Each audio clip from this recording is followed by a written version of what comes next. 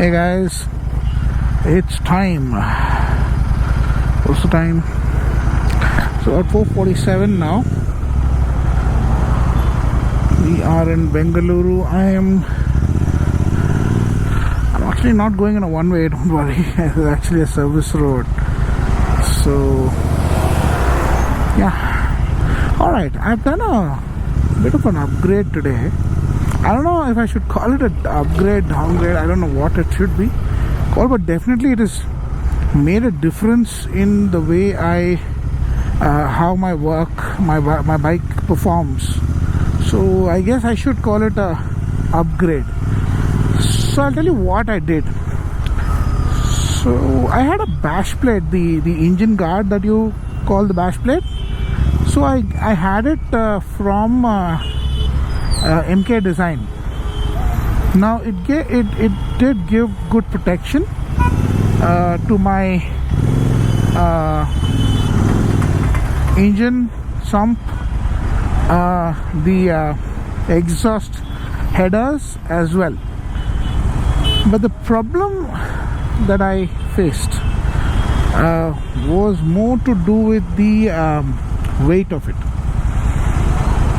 So when I removed it today, I measured how much it weighs, and it weighed an astounding 2.5 kilos. So that's like 2.5 kilos off my bike right away, right?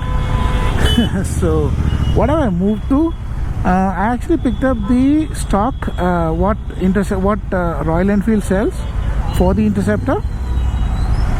It's actually a pretty well built plate. It only covers the sump. It does not give you any protection to the headers, but I guess that's okay, because see, what I realized with the one which was giving the header protection as well was that to do that it was actually adding another 5 to 6 mm below the headers, below the pipes.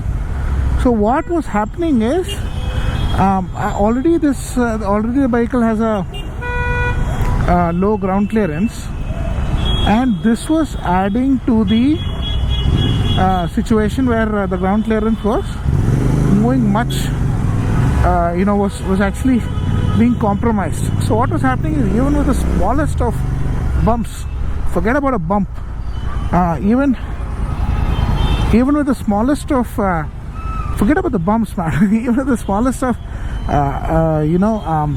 stones on the road, when I take a bend and it gets hit, the sump guard gets hit. So then I realized that this wasn't making any sense.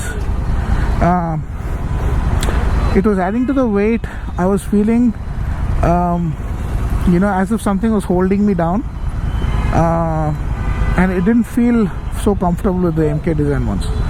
So then once I moved to the aluminium sump guard, suddenly 2.5 kilos off the shelf. Now the aluminium one is hardly 100, maybe around 150 grams, maybe 200 grams along with the clamp. But that's about it. 2.5 kilos to 200 grams. So that difference very clearly shows up in the weight distribution of the bike. The weight maneuvers now. Yes, my headers don't have a guard as per to say, but I guess that's okay. I did not feel that was a problem, because now that I don't have the that extra guard, which basically means I have that extra ground clearance, so there's nothing to hit, which is a good thing. It made amazing sense to do this change, and immediately I felt a difference in maneuvering, right? I could just do this, man. I could just rip the bike and maneuver around, no problem whatsoever. I couldn't do this before. It was always feeling, always the bike felt like it was front heavy. I mean, I do understand that the engine is a heavy engine, but I was sure that was not what was happening. That's why I made the change, and good that I did it, man. It's an amazing piece of equipment. It's just a plate, but it made a world of difference when I removed it, and and put the RE1. They have engineered it for a reason, right? I guess Royal Enfield, they engineered it for a reason, to keep it light and good. It actually feels good riding the bike now. It feels much more agile, right?